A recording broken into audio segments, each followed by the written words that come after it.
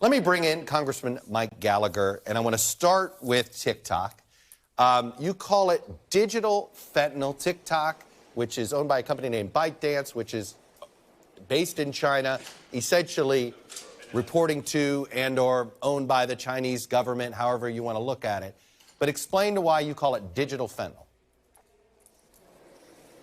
Well, it was FCC Commissioner Brendan Carr who originally called it digital fentanyl. I think the comparison is apt for at least two reasons. One, it's highly addictive and destructive, and we're seeing troubling data about the corrosive impact of constant social media use, particularly on young men and women here in America. It's also digital fentanyl in the sense that, as you allude to, it ultimately goes back to the Chinese Communist Party.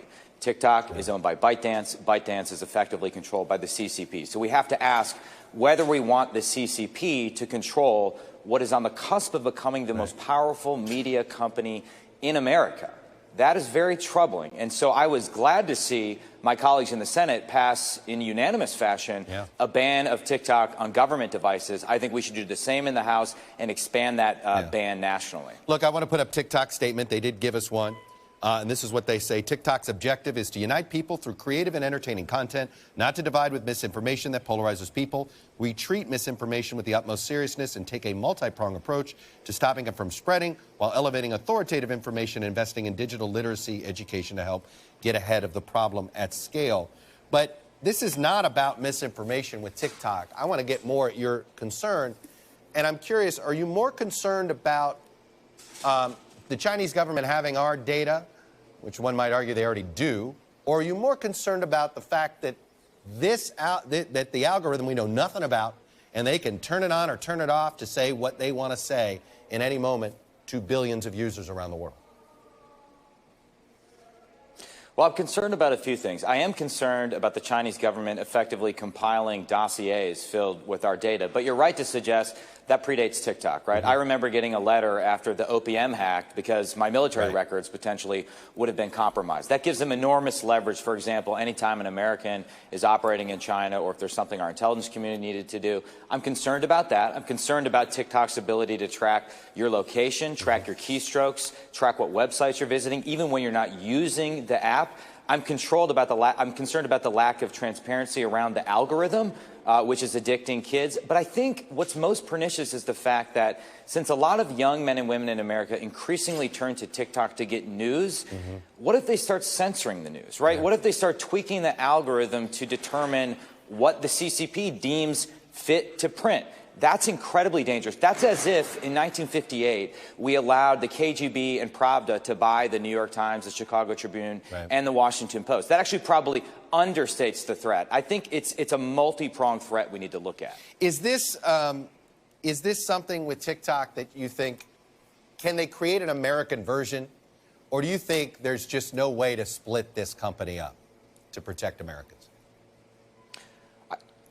I think one acceptable outcome, and this would be allowed in the bill that I have, which is a bipartisan bill with my colleague Raj Krishnamurthy. So here you have not only a Democrat and a Republican working together, but a Bears fan and a Packers fan working together on this issue, Chuck. It would allow for a sale to an American company. That option was explored during the Trump administration. Oracle explored a version of that. Microsoft ultimately fell through. I think there's a workable solution there. What we don't want is some quasi-solution where there's a data center in Singapore, but the CCP and ByteDance effectively retains control. So the devil is in the detail, but I'm open to having that discussion with TikTok, and I really want to have that discussion with the Biden administration.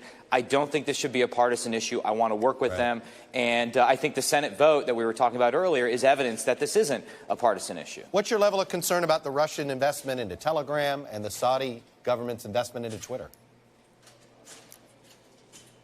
Well, I guess my broad concern, of which both of those are part, is where we see authoritarian governments exploiting technology in order to exert total control over their citizens. And that's really the concern with the CCP. They seem to be perfecting this model of techno-totalitarian control. It's most prominently and perversely expressed in Xinjiang province, but they're exporting that throughout the rest of the country. They're using it to shut down the protests that we're seeing in China right now. And ultimately, it's my belief that that's a model that will not stay in China. That's a model they're going to export around the world. You know, another thing we could do here, Chuck, that our social media companies could do is insist on basic reciprocity. For example, Chinese wolf warrior diplomats, their propagandists, are all over Twitter and Facebook pushing propaganda attacking America, when at the same time, of course, American citizens aren't allowed access. I mean, Chinese citizens aren't allowed access to those apps in China. There's no level playing field. I think a simple rule, and I actually asked Jack Dorsey when he ran Twitter to do this, if your government doesn't allow your citizens access to the platform, we're going to deny your government officials access to that same platform. I think that would be a useful step that would apply not only to China, but also to Russia. Look, you're not somebody that wants to see a lot more government regulation. But what is the best way to regulate social media? Is it to make them, is it to get rid of 230 and you know what, let the courts have at them, like, you know, no more special protections? Is it a new law? Is it algorithm transparency? What is, in your view, acceptable regulation?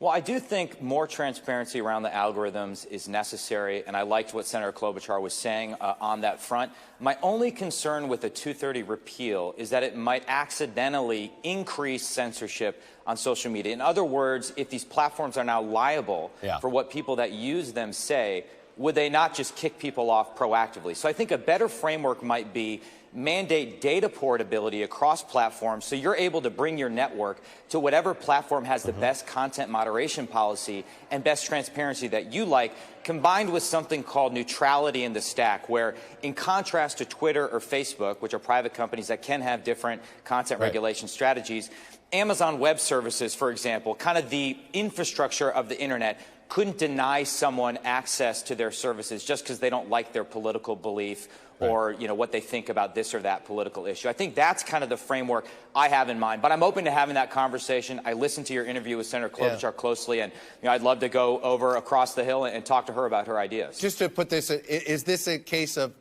regulating the companies or protecting consumers? Like, should the focus be more on consumer protection or more on trying to regulate the companies?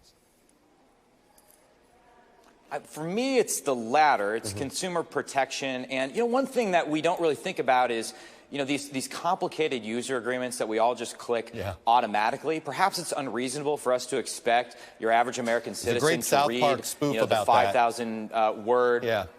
Yeah, it's right.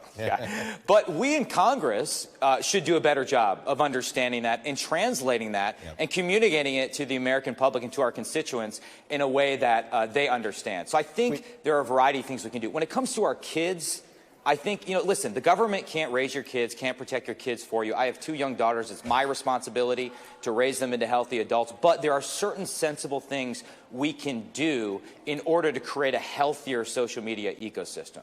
Well, to do on those service agreements, we made credit card companies cut down the amount of paragraphs they do. I think we could make social media companies and tech companies do the same. Congressman Mike Gallagher, go Pack Go, Republican for Wisconsin. Appreciate you coming on and sharing your perspective. Thanks for watching our YouTube channel. Follow today's top stories and breaking news by downloading the NBC News app.